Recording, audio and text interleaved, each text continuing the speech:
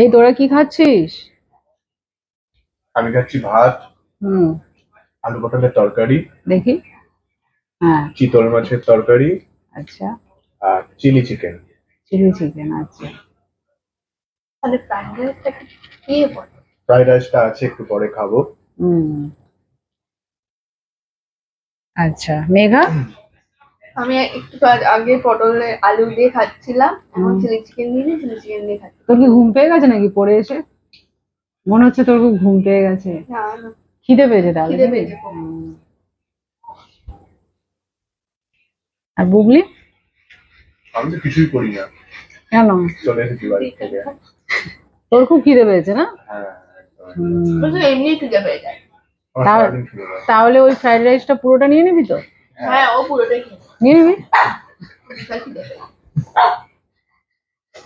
তাই করবো।